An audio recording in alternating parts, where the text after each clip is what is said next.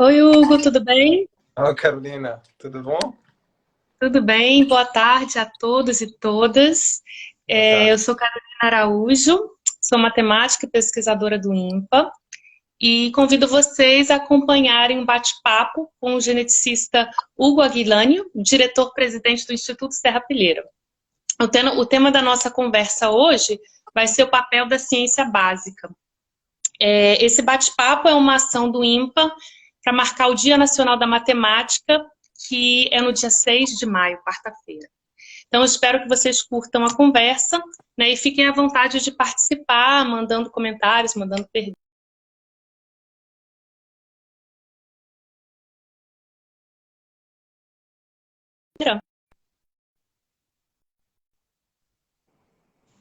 Ups, travou aqui. Alô?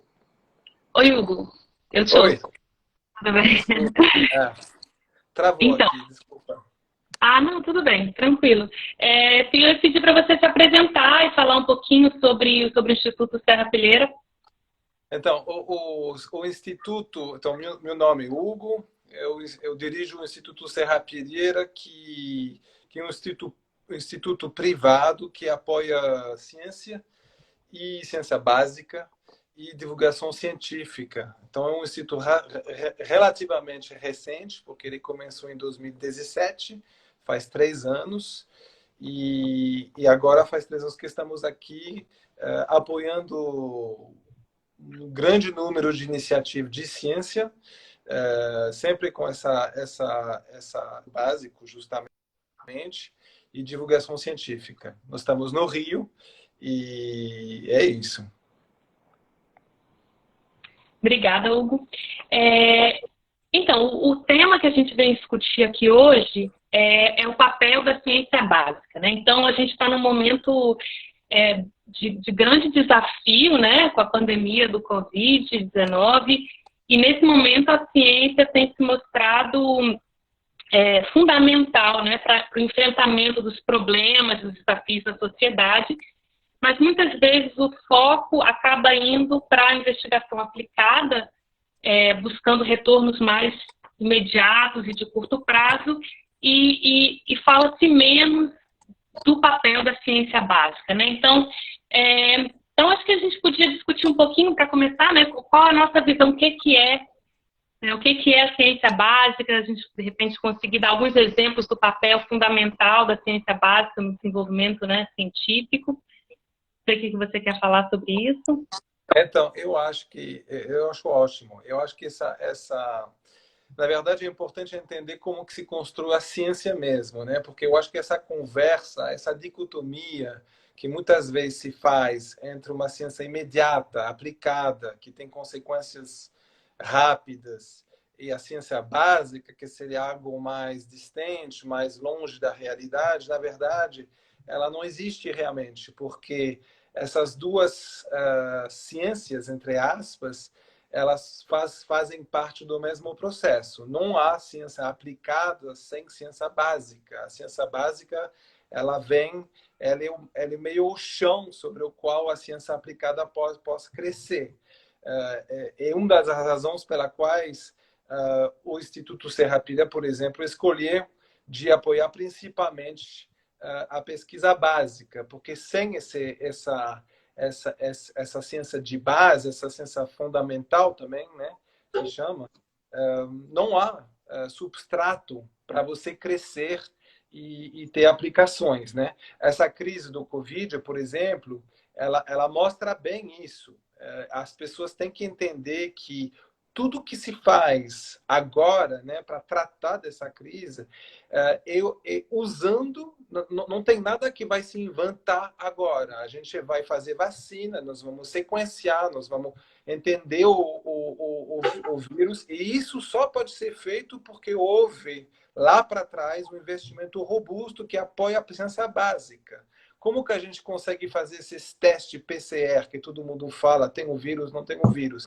Esse teste existe simplesmente porque lá há 25 anos atrás, alguns pesquisadores loucos estudaram uma enzima que conseguia replicar o DNA com grande velocidade, temperaturas altas. E essa enzima que hoje a gente está usando para detectar o vírus. Se esses estudos de ciências básicas não tivessem sendo feitos 25 anos atrás, a gente não teria a capacidade hoje de detectar o vírus.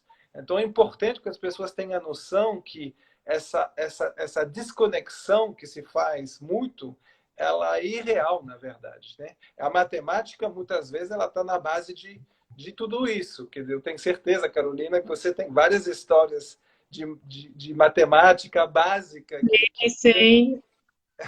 que tem impacto concretos, Pois né? é, né? E é interessante também, né? Esse seu exemplo também deixa claro a importância de uma ciência que seja desenvolvida sem ter em meta uma aplicação, porque a gente não sabe quais vão ser os problemas do futuro, né? Então, na matemática, isso é muito comum, né? Existem muitos exemplos, inúmeros exemplos de teorias matemáticas que foram desenvolvidas, motivadas por uma curiosidade científica, né, pela beleza da própria matemática, pela vontade de chegar e estender a fronteira do conhecimento, e depois se mostraram fundamentais para o desenvolvimento de uma teoria e aplicações muito importantes, né? Então, tem alguns exemplos clássicos, né? Assim, talvez o exemplo mais clássico que a gente mais ouve por aí é o exemplo da teoria dos números, né? Que está então que é estudado há séculos, né? Por matemáticos motivados por curiosidade, por tentar entender a estrutura dos números primos, como que a distribuição, né? Propriedades dos números. E hoje em dia, isso foi feito simplesmente pela matemática em si, né? E hoje em dia, a teoria dos números é fundamental, por exemplo, na criptografia chave pública, né? Que é utilizada quando a gente faz conexão internet, né? Todas as transmissões de dados de cartões de crédito, telefone celular. Então, tudo isso usa pesadamente, né, a teoria de teoria dos números, né? E tem uma anedota interessante, né, que é bastante conhecida também, que em 1940 um matemático inglês, Hardy, né, que trabalhou muito em teoria dos números, ele escreveu um livro chamado Em Defesa de um Matemático, né, em que ele defende o valor da matemática pura, a dimensão estética da matemática, e ele tem um trecho, né, então, defendendo a matemática per se, ele tem um trecho, isso em 1940, né, que ele diz: ninguém descobriu ainda nenhum propósito bélico a ser servido pela teoria dos números ou da relatividade. Então, e aí logo em seguida, na Segunda Guerra Mundial, né, e ele ainda diz: parece improvável que alguém faça por muitos anos, né? E logo depois, né, na Segunda Guerra Mundial, a gente tem a teoria dos números tendo um papel fundamental, né, na quebra do segredo da máquina Enigma dos nazistas, também a relatividade, né, tendo um papel, né, fundamental em aplicações. Então, isso mostra que naquela época talvez eles tivessem menos essa ideia de que as coisas estão muito mais conectadas do que a gente percebe, né, no primeiro momento.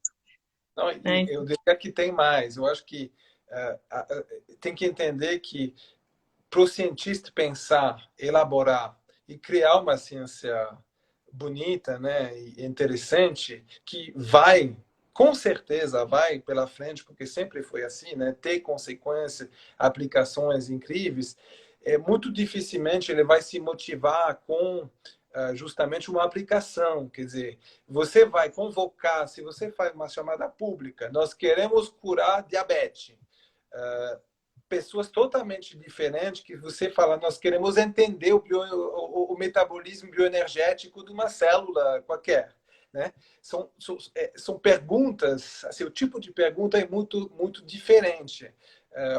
Eu acho que as duas coisas são necessárias, mas a gente não pode pensar assim, nós só vamos motivar nossos cientistas para curar o câncer, para fazer um celular que funciona melhor. Não é assim.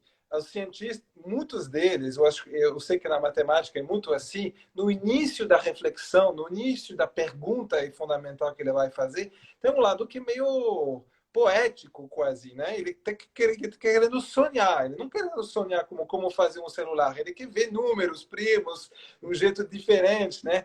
Eu sempre conto essa história na genética, né? Que agora tem curas, tem remédios, né, para câncer, quimioterapia super conhecidas, que vão ter uma atuação sobre a apoptose, que é o suicídio celular.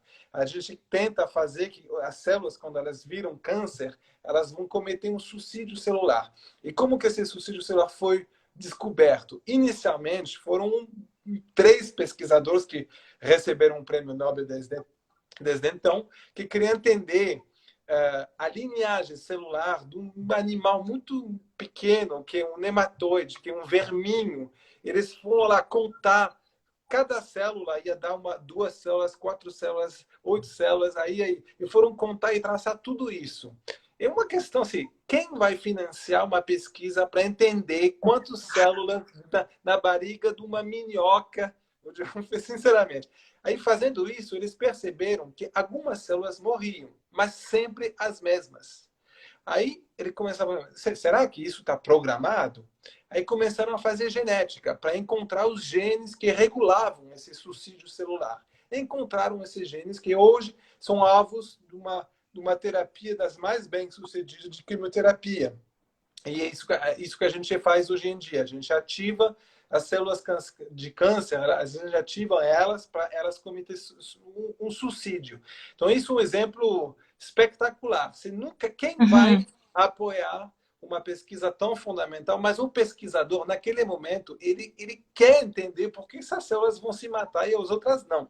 Então, são esse tipo de perguntas que realmente é o driving force, né? que os pesquisadores precisam para ser criativos. É importante tentar entender isso, porque é isso que vai fazer que você vai ter uma pesquisa linda, boa, bonita, e essa pesquisa, ela sempre vai ter aplicações interessantes, e de você promover só uma pesquisa muito concreta, que pode ser muito útil, mas que você vai deixar de apoiar essa primeira fase da pesquisa, que é uma fase meio de sonho, de fazer grandes perguntas. Isso é um momento muito importante, eu acho.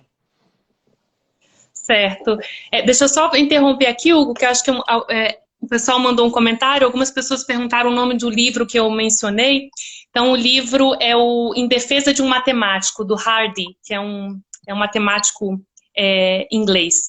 E aí, assim, é interessante isso, porque, como você falou, né? Então, a gente vai construindo essa base que ela não sabe para onde vai, né? Ela é movida pela curiosidade, pela busca do conhecimento. Né? Então, eu lembrei agora de um episódio que é um episódio pessoal, né? Por isso que eu tenho... assim, esses exemplos que a gente deu são grandes exemplos, né? Do desenvolvimento da ciência. Mas eu queria deixar claro que isso acontece no dia a dia do cientista. Né? Então, eu tive uma experiência pessoal no IMPA, né? Eu trabalho com matemática pura, né? A minha área de pesquisa é a geometria algébrica. Então, eu não sou aquela que estou pensando diretamente nas aplicações, né, mas no IMPA tem vários grupos de matemática aplicada que estão trabalhando com projetos muito concretos, e eu tenho um colega, o Dan Marquezin, que trabalha em dinâmica dos fluidos, que ele trabalha já há muito tempo, né, com seu grupo de pesquisa em um projeto sobre petróleo. E na modelagem que eles tinham, eles precisavam encontrar uma curva que era um espaço quadridimensional de parâmetros, e ele era dado por 3 equações algébricas. Né? Então, equações algébricas são equações polinomiais, essas são que a gente estuda em geometria algébrica. Então, na época, eu estava dando um curso de geometria algébrica, um curso básico de curvas algébricas, né? Um curso de primeiro ano de doutorado. E quando ele soube que eu ia dar o curso, ele pediu que um aluno assistisse o meu curso, né? Porque no problema deles, essa curva que eles precisavam encontrar, era dada por umas equações que eram degeneradas. Então, os métodos usuais, os algoritmos que eles usavam, não se aplicavam, né? Então, ele pediu que um aluno assistisse o meu curso. Então, eu cheguei a conversar um pouco com ele, e, na verdade, essa curva que eles estavam estudando, do ponto de vista de geometria algébrica, é simplesmente uma curva com singularidades, que são coisas que a gente está acostumado a tratar, né? E temos ferramentas para isso. Então, usando o que ele aprendeu no curso, ele conseguiu modificar a apresentação da curva, rodou o algoritmo e eles conseguiram resolver o problema. E o Dan me disse que era algo que eles estavam, sobre o qual ele estava pensando há 30 anos. Então, aí a gente vê uma interação, né, entre a matemática pura e aplicada, né, no dia a dia, né, o quanto que isso não é salutar e traz desenvolvimento, né, para a ciência. Né, então, não sei se você quer dar mais algum exemplo, se a gente... Não, eu queria te dizer uma coisa sobre isso, porque essa interação, quer dizer, é super importante. Isso é uma pergunta que muitos países, agências de fomento, estão meio que tentando pensar como fazer, porque eu acho que muitas vezes a motivação científica ela é uma motivação de pensamento mesmo, né? Quer dizer, na matemática isso é muito verdade, quer dizer, é um esforço de pensamento. Como que a gente faz para que essa passagem pela aplicação, né, o retorno pela sociedade, se faz de uma maneira mais suave, mais eficaz possível. E assim, eu acho que ela se faz já naturalmente, de uma certa maneira, sempre tem, mas ela se faz muito. Tenho certeza que alguns pesquisadores conversam com outros. Eu acho que são esses contatos de você, de repente, enxergar um problema matemático ou científico com outro ponto de vista que, às vezes, te dá meio com um entendimento da aplicação potencial daquele assunto naquele momento. Então, eu acho muito importante, porque eu acho difícil você pedir, né? Eu vejo isso muito aqui no Brasil, mas em vários outros países assim também, que as autoridades, as agências de fomento, de repente, vão dizer, não, a gente agora só vai apoiar pesquisador que tem uma preocupação de aplicações. Eu acho que isso está um pouco errado, no sentido que não é assim que você vai fazer que a ciência vai ser mais aplicada. Você tem que criar essas pontes. Como fazer essas pontes? Isso é um problema difícil. Mas, por exemplo, em Israel, nos Estados Unidos, tem gente andando nos laboratórios que tem justamente essa função de conversar com os pesquisadores, entender o que eles estão fazendo e, de repente, eles vão entender, porque eles são muito próximos das aplicações, da aplicabilidade, para que isso pode servir e colocar em relação um pesquisador com o outro. Então, essas pontes, elas têm que ser construídas, porque não pode... Eu acho que um erro fundamental é você perguntar para um cara que está fazendo uma pesquisa fundamental, básica, linda, de repente travar tudo isso e pensar sobre a aplicabilidade, porque não é isso o motor principal do pesquisador. E o Serrapilheira, ele entra um pouco, eu acho que a motivação, né, da gente como uma agência que apoia projetos de pesquisa básica é justamente criar um espaço, né, porque a gente estudou um pouco como que era financiada a pesquisa no Brasil, e tem uma insistência muito grande sobre a aplicabilidade, e a gente queria criar um espaço onde o pesquisador não precisa explicar para que vai servir. Porque o que acontece? Os pesquisadores são seres inteligentes, então eles vão se adaptar, né? Então eles vão escrever, eu vou fazer isso porque daqui 55 anos, se isso funcionar certo, vai curar câncer. É um pouco artificial isso. Então a gente queria realmente criar um espaço para dar para o pesquisador. Não precisa justificar. Você quer ter uma pergunta científica interessante, o que interessa para a gente é a qualidade da pergunta científica. O resto, para que vai servir? A gente tem a convicção absoluta que ciência boa vai ter consequências, vai ter aplicações. Isso não há dúvida. É sempre assim. E muitas vezes é muito raro você curar uma doença procurando a cura para essa doença, né? Ou procurando uma solução. Normalmente, exatamente o que você falou.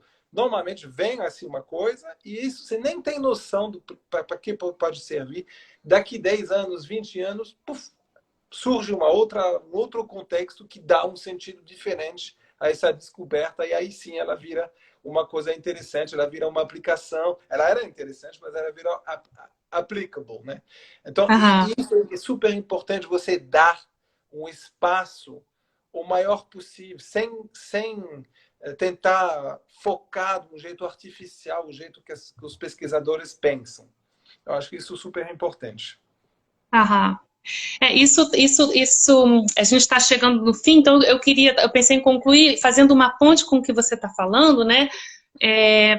Para a gente discutir um pouquinho quais são os desafios da ciência básica no Brasil, né? Então, esse que a gente tem falado agora é a questão de como a gente faz para avançar na interdisciplinaridade, né? Então, a gente tem pesquisa de boa qualidade sendo feita na matemática, na biologia, na sociologia, mas, de repente, por exemplo, quando você vai falar de imunologia, você precisa que todas essas áreas, né, interajam para poder construir, realmente trazer ferramentas, né, para lidar com os nossos problemas, né? Então, eu vejo aqui a gente tem um gargalo, né? Acho que a gente tem muito potencial que a gente não consegue aproveitar por conta dessa departamentalização da ciência, né? Então está aí um desafio, não sei qual é o caminho, acho que estamos todos procurando, né, juntos.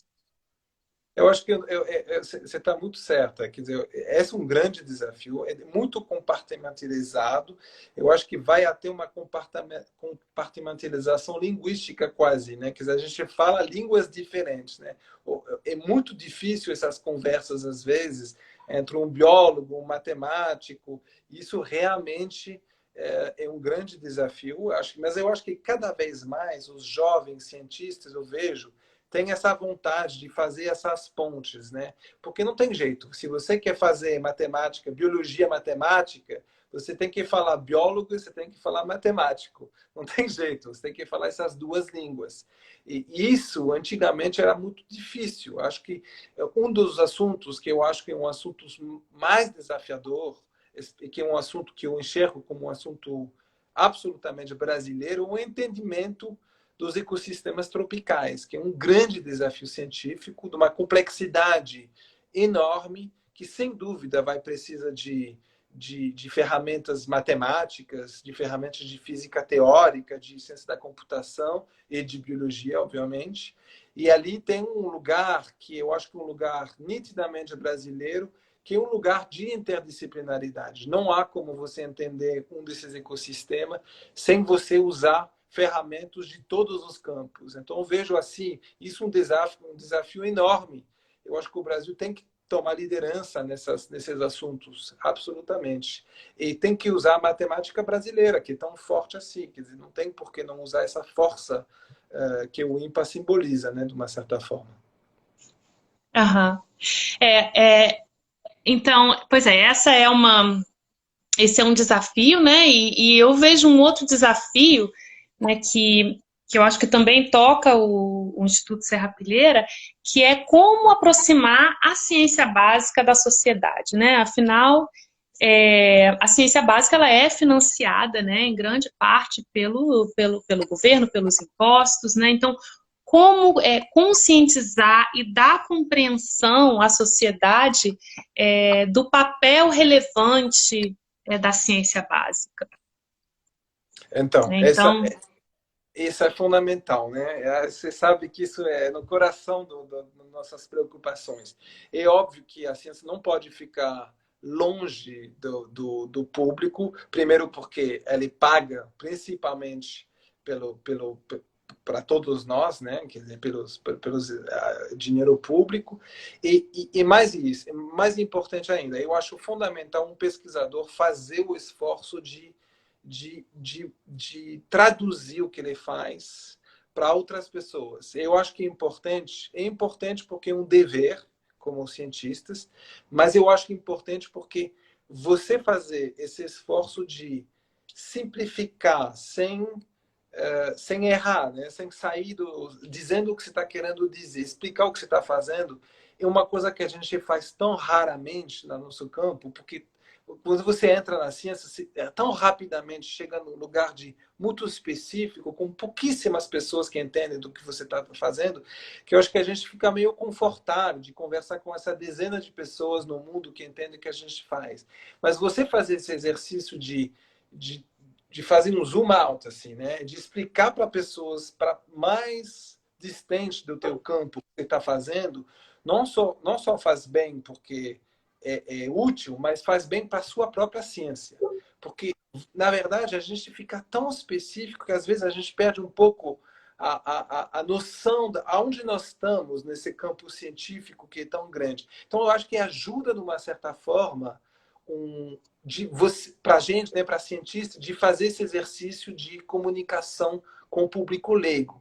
Porque realmente isso te força a pensar, mas o que eu estou estudando realmente? Ah, estou estudando a proteína, a interação da proteína 1XZ com a proteína. Ah, mas o que isso significa? Por que você está estudando isso? Aí você vai assim, meio que explicando. Se você pegar artigos científicos grandes, né, da Nature, da ciência, da Science, ela sempre começa com uma introdução extremamente abrangente, né? Eu acho que isso não é por acaso. Eu acho que grandes cientistas também têm essa capacidade de explicar. Nem todos, obviamente, não é? Mas eu acho super importante esse esforço, ele é produtivo para os cientistas e, obviamente, para a sociedade. Tá certo, Hugo. Super obrigada pelo bate-papo, assim, Obrigado a foi muito bacana. O nosso tempo aqui está encerrando, então queria novamente agradecer a você pela sua disponibilidade, pela conversa, agradecer os participantes que mandaram perguntas, comentários, e avisar que essa foi a primeira live do Instagram do INPA nessa Semana Nacional da Matemática. A gente vai ter lives do INPA todos os dias até quinta-feira, sempre às 15 horas.